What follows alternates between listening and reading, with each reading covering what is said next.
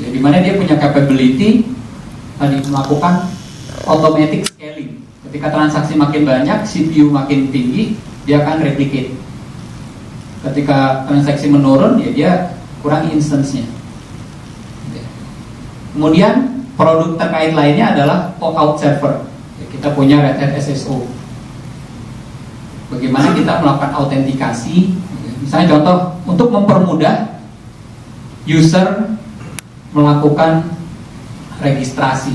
Ya, rata-rata orang kalau misalnya registrasi sekarang, kalau masih suruh masukin semua details, nama, alamat gitu kan, kelamaan, apalagi untuk developer. Mereka pengen use Google account gitu kan, ada tombol, atau use Facebook account. Itu akan mempercepat. Ya, jadi data diambil dari sosial media account kita, jadi tinggal klik, udah selesai. Nah itu membutuhkan sistem seperti Red Hat SSO. Selain itu juga integration middleware, JBoss Fuse. Bagaimana kita mengekspos legacy application yang mungkin di AS400 atau mungkin di aplikasi PHP yang mungkin atau mungkin database ya Oracle yang belum ada API-nya, yang belum ada service-nya yang diekspos menggunakan RESTful API ya, pakai HTTP dan format JSON atau XML tadi. Artinya kita harus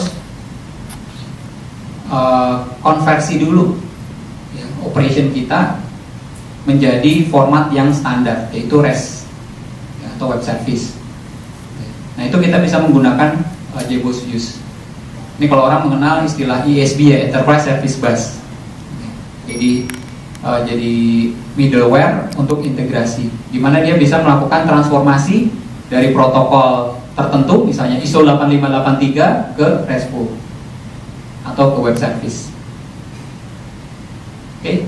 Selain itu kita juga memberikan consulting, ya, mulai dari assisting atau building API strategi, kemudian juga mendesain API, mengimplementasikannya, ya, atau development, kemudian instalasi dan konfigurasi produk, development, testing, dan juga workshop atau training. Ya, jadi ini yang di-provide oleh Red Hat. Ya. Jadi kalau kita belum tahu bagaimana kita harus mulai mengimplementasikan API, silahkan berbicara dengan kita. Kita bisa define strategi yang baik bagaimana kita bisa melakukan API management. Oke, ini nama API saya. Kemudian saya boleh pilih API gateway. Tadi saya sudah jelaskan komponen dari API itu ada dua, API gateway-nya, satu lagi API management atau kontrolnya. Saya mengakses API kontrolnya, di mana saya bisa mendefine API, saya bisa mendefine security, ya, rate limiting dan lain sebagainya. Nanti policy ini akan dikirim ke gateway.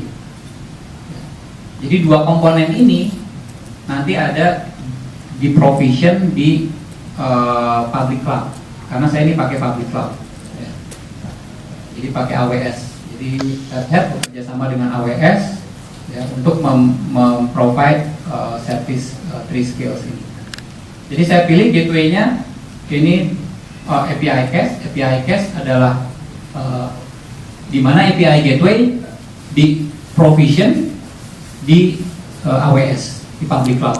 Tapi kalau Bapak misalnya, oh saya nggak pengen nih data dari developer akses ke backend sistem Bapak, tapi lewat AWS, lewat internet, karena nggak boleh secara OJK. Bapak bisa pilih self manage. Jadi API gateway Bapak di internal data center Bapak. Menjadi otomatis. Mau nggak otomatis Pak? Biasanya kalau bawa mobil enakan otomatis atau manual?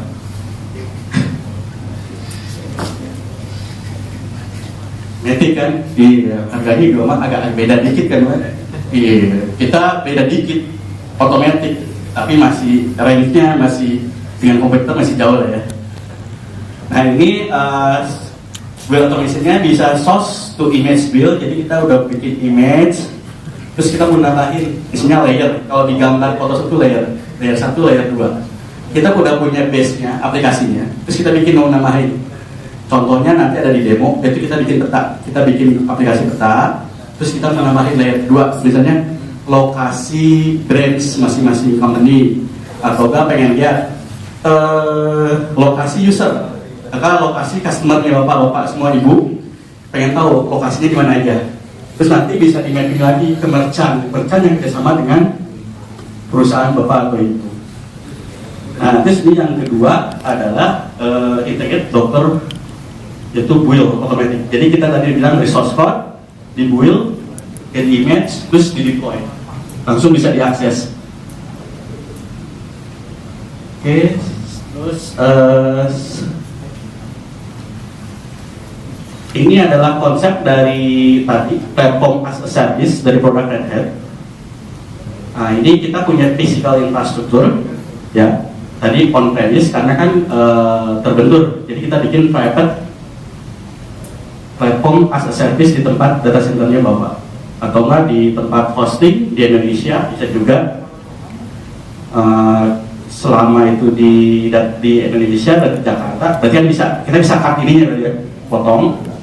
Nah, di hosting misalnya di mana, di bisnet, di CDN, bisa aja kan.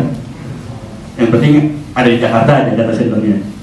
Kita naik, kita installin ini RHL-nya, karena platformnya OpenShift ada di RHL. Naik ke atas, itu ada atomic runtime packaging-nya, terus nanti networking, storage, terus registry, telemetry, segala macam.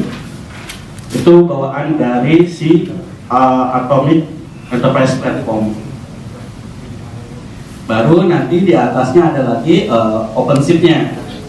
OpenShift tentunya kita perlu orchestration-nya kan. Nah, OpenShift ini adalah orchestration untuk kontainer tadi.